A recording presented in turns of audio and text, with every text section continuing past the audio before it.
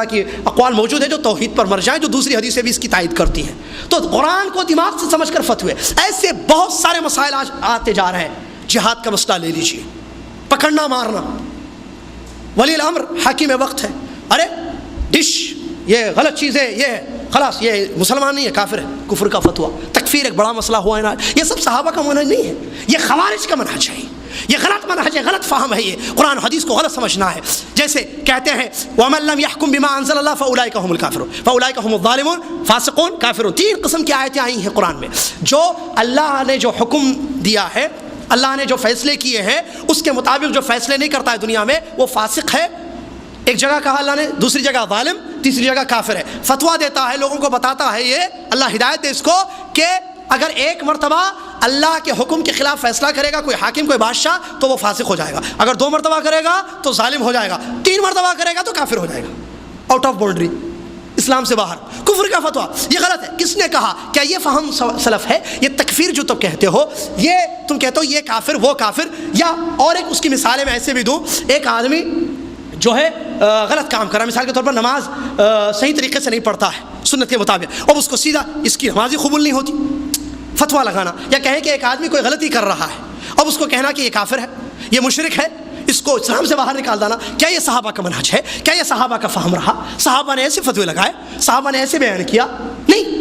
اس لیے ہر چیز میں ضرورت ہے فہم السلف کی. ہر چیز میں منہج صحابہ دیکھنا ہے، چیک کرنا ہے کہ صحابہ نے کیسے سمجھا قرآن و حدیث کو. کیا ہم اس طریقے سے سمجھ رہے ہیں؟ اگر نہیں سمجھیں گے تو گمراہ ہوں گے. آج کتنے بڑے بڑے پرابلمس، کتنی بڑی بڑی پریشانیاں ایک ایک موضوع کو لے کر دیے. جہاد کا مسئلہ دیکھیے، جہاد کے بارے میں کیسے کیسے عقیدے. پکڑو مارو، قرآن میں اللہ نے کہا پکڑو، چھپ کے رہو، پکڑو مارو. ہندو کو پکڑنا مارنا کاٹنا، جہاں ملے کاٹنا، اچھا رہو کیسا بھی رہو، پکڑنا کاٹنا، یہی جہاد ہے.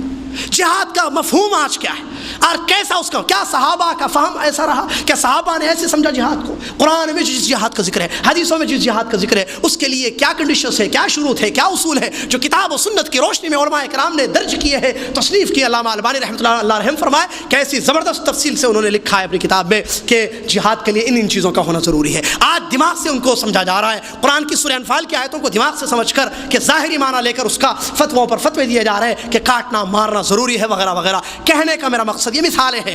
پوائنٹ میرا یہ ہے جو بتانا ہے کہ فہم السلف ضروری ہے نجات کے لیے. اگر ہم چاہیں سیدھے راستے پر ہو تو ضروری ہے ہم کتاب و سنت کو ویسے سمجھیں جیسے صحابہ نے سمجھا ہے. تفسیر اور مفہوم وہ لیں جو صحابہ نے لیا ہے. اور اس کی وجہ یہ بھی ہے جیسا کہ علماء نے ذکر کیا ہے، ہم اہل التنزیل، وہ لوگ اس زمانے میں رہے جس زمانے میں قرآن اترا، وہ لوگ اس زمانے میں تھے جس زمانے میں یہ حدیثیں پیش ہوئی. نبی علیہ الصلوۃ والسلام پر جب قرآن کی آیتیں اترتی تھیں، اس زمانے کے لوگ کون ہیں؟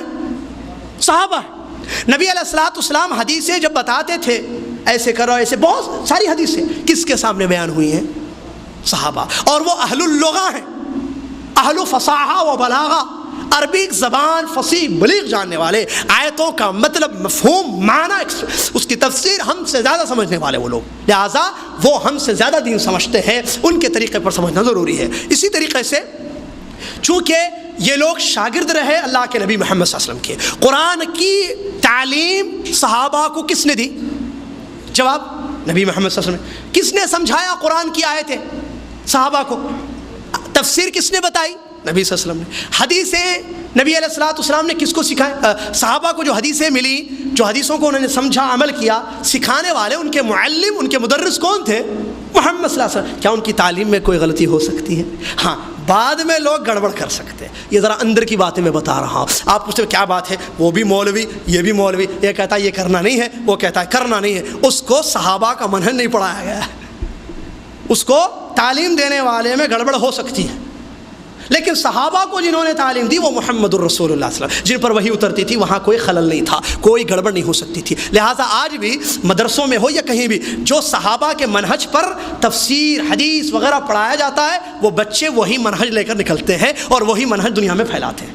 اور جن کو منہج ہی غلط دیا جائے، فاؤنڈیشن شروع سے، ارے یہ حدیث ہے نا مول صاحب، بخاری کی حدیث پڑھ رہا ہے، نہیں یہ اس کا مطلب دوسرا ہے، دوسری حدیث پڑھو. تم یہ آیت کی تفسیر ابن کثیر نے لکھی ہے نا، یہ نہیں اس کا مطلب دوسرا ہے، اس کا مطلب دوسرا ہے، مطلب پڑھو یہ ہمارے طریقے کے ہٹ کرے، یہ ان کا طریقہ ہے، پڑھو. منہج بچپن سے فاؤنڈیشن گڑبڑ کیا. اب وہ عالم مولوی بن کر نکلتا ہے اور سمجھتا ہے کہ میں حق پر ہوں. اللہ جب ہدایت دیتا ہے تو پھر وہ بولتا ہے جو بولنا چاہیے. ایسے لوگ موجود ہیں جن کو اللہ نے ہدایت دی اور انہوں نے کہا تعجب کی بات ہے بخاری کی یہ حدیثیں ہم کو نہیں معلوم تھی.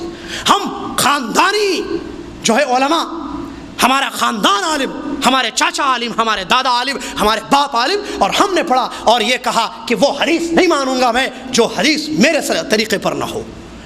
جوش میں آ کر اتنے جملے کہہ دیے. اور جب اللہ نے ہدایت دی تو غور کیا، تعجب کیا، منہج سب سمجھ میں آ گیا، صحابہ کا منہج اپنا لیا. کہا کہ تعجب ہوتا ہے اس زندگی پر ہماری جب ہم کو یہ منہج کلیئر نہیں تھا.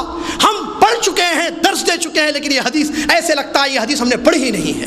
ہمارے سامنے سے گویا کہ نہیں. بلوغ المرام کی حدیث ہے، بلوغ المرام کی صاحب محدث بلوغ المرام کی حدیث ہے. چچا کے پاس جاتے، وہاں جاتے کہ کیا ہے یہ حدیث ہے. کہا نہیں یہ حدیث ہمارے طریقے کے خلاف ہے. نعوذ باللہ من ذالک. منہج پڑھایا جائے، منہج دماغوں میں ٹھوسا جائے، بتایا جائے صحابہ کے طریقے سے کتاب و سنت کو سمجھنا ہے، فہم دیا جائے تو بچہ نکلے گا، دنیا کو صحیح فہم دے گا، دنیا کو صحیح منہج دے گا. آج چونکہ فاؤنڈیشن میں خرابی ہے، ان کو وہی منہج دیا جاتا ہے جو ان کو دیا گیا غلط منہج، صحابہ کے خلاف کسی اور طریقے کا منہج، کسی اور طریقے کا فہم، لہٰذا وہ خود بھٹک گئے اور دوسروں کو بھی بھٹکا رہے ہیں اور ضلالت پھیلتی جا رہی ہے. لہٰذا وہ موجودہ دور کی سب سے بڑی ضرورت یہ ہے کہ ہم اپنے منہج کو چیک کریں. صحیح ہے، قرآن برحق ہے، حدیث برحق ہے، ہمارا ایمان ہے، لیکن سوال یہی کیا ہم صحابہ کے جیسے سمجھ رہے ہیں اللہ کی کتاب کو؟ کیا ہم صحابہ کے جیسے قرآن کی حدیثوں کو سمجھ رہے ہیں، نبی علیہ السلام کی حدیث کو سمجھ رہے ہیں؟ اگر سمجھ رہے ہیں تو ہدایت ہے، رضا ہے، اللہ کی رضا ہے اور انشاءاللہ کامیابی ہے. اگر منہج ہمارا ویسا نہیں ہے تو ایسی صورت میں پھر گمراہی ہوگی، جیسے قدریہ گمراہ ہوئے، مرجیہ، معتزلہ اور دوسرے اشاعرہ یا ماتوریدی فرقے سے تعلق رکھنے والے، عقیدے سے تعلق رکھنے والے لوگ گمراہ ہوئے. لہٰذا ضروری ہے کہ اس مسئلے کو ہم سمجھیں اور اس سلسلے میں الحمدللہ کتابیں موجود ہے. یہ کوئی نئی بات نہیں ہے. علماء کرام نے ہند و پاک کے ہو یا عربی علماء ہو، کتابوں میں تفصیل کے ساتھ اس بات کو لکھا ہے کہ منہج بہت زیادہ ضروری ہے قرآن و حدیث کے سمجھنے میں. میرے خیال سے بات سمجھ میں آ چکی ہے اور اسی کے ساتھ میں اپنی بات کو روکتا ہوں اور اللہ سے آخر میں یہ دعا کرتا ہوں اللہ تبارک و تعالیٰ اس اہم موضوع کو سمجھنے کی توفیق عطا فرمائے. اللہ تبارک و تعالیٰ ہمیں اس بات کی توفیق دے کہ جیسے تو نے کہا ہے ویسے ہم تیرے صحابہ جن کو تو نے اختیار کیا نبی محمد صلی اللہ علیہ وسلم کی صحبت کے لیے، ان کے طریقے سے ہم دین کو سمجھیں. اللہ تبارک و تعالیٰ سے تجھ سے دعا ہے کہ قرآن کی تفسیر ہم وہ لیں جو اللہ کے نبی محمد صلی اللہ علیہ وسلم نے اپنے صحابہ کو سکھائی. اللہ تجھ سے دعا ہے تو ہم کو توفیق عطا فرمائے کہ ہم احادیث کا مفہوم بھی وہ لیں جو مفہوم تیرے نبی محمد صلی اللہ علیہ وسلم نے اپنے ساتھیوں کو سکھایا، اپنے صحابہ کو سکھایا. اللہ منہج صحیح اپنانے کی توفیق عطا فرما اور اس پر جما دے اور اسی پر ہماری موت آ جائے، آمین. اللہ مناہج باطلہ اور مفاہیم خاطئہ، غلط مفہوم، غلط منہج جو جہنم کے لے جانے والے ہیں اور راستے جس کے الگ ہیں صراط مستقیم سے، اللہ ان منہجوں سے ہم کو دور کر دے. اللہ ان منہجوں سے، ان مفاہیم سے، ویسا دین سمجھنے سے، ویسے دین پر عمل کرنے سے ہم کو دور رکھ دے. ہمارے نوجوانوں کی حفاظت اللہ فرما. واللہ ہی تکلیف ہوتی ہے، قسم اللہ کی کہہ رہا ہوں، تکلیف ہوتی ہے جن بچوں کو ہم نے دیکھا صحیح منہج میں تھے، صحیح طریقے پر تھے، لیکن چونکہ علم کی کمی تھی، وہ پڑھ نہیں رہے تھے، اسٹڈی نہیں کر رہے تھے، اپنے آپ کو صحیح نہیں رکھ رہے تھے، ان کو غلط گائیڈ کر دیا گیا، بھٹک گئے. 1 سال کے اندر ہندوستان جا کر دیکھنے میں آیا ہمارے نوجوان بھٹک گئے، چلے گئے غلط راستوں پر. کہا کہ نہیں، ہمارا نام صرف مسلمان ہے، کوئی اور ہمارا نام نہیں ہے. سارے نام بدعتی نام، سارے نام کفری نام اور عقیدے غلط. جو بیعت نہیں کرے گا وہ کافر ہو کر مرے گا، نعوذ باللہ. واللہ العظیم یہ عقیدے آنکھوں سے میں نے دیکھے، کانوں سے میں نے سنے. ان نوجوانوں کے مہدی پٹم وغیرہ کے، جن نوجوانوں کو ہم نے 1 سال پہلے دیکھا تھا صحیح تھے، گڑبڑ نہیں تھی عقیدوں میں اور ان کی زبانوں سے غلط باتیں نہیں نکلتی تھی، صحیح باتیں نکلتی تھی، لیکن منہج غلط دکھا دیا گیا، غلط راہ، غلط وے دکھا دیا گیا. اسلام کو سمجھنے کے لیے گمراہ ہو گئے اور آج کفر کے فتوے لگا رہے ہیں، آج بھٹک گئے صراط مستقیم سے. لہذا بچائیے اپنے آپ کو، اپنے گھر والوں کو غلط راہوں سے، غلط منہجوں سے اور غلط افکار سے، غلط مفاہیم سے. سیدھا منہج دیں اور صحیح راستے پر جما کے رکھیں. اس کے لیے اسٹڈی کریں. علماء کرام ماشاءاللہ آپ کے شہر میں موجود ہیں، اللہ جزائے خیر شیخ منیر قمر حفظہ اللہ کو، ان سے استفادہ کریں اور اپنے آپ کو اس پر جما کے رکھیں اور ہر قسم کی گمراہیوں سے اللہ کی پناہ طلب کریں. اللہ سے دعا ہے اللہ تبارک و تعالیٰ جو کچھ کہا گیا ہے اللہ تبارک و تعالیٰ مجھے پہلے، اس کے بعد دوسروں کو سب کو سمجھنے کی توفیق عطا فرما. اللہ رب العالمین ہم کو اس پر عمل پیرا ہونے کی بھی توفیق عطا فرما دے، آمین.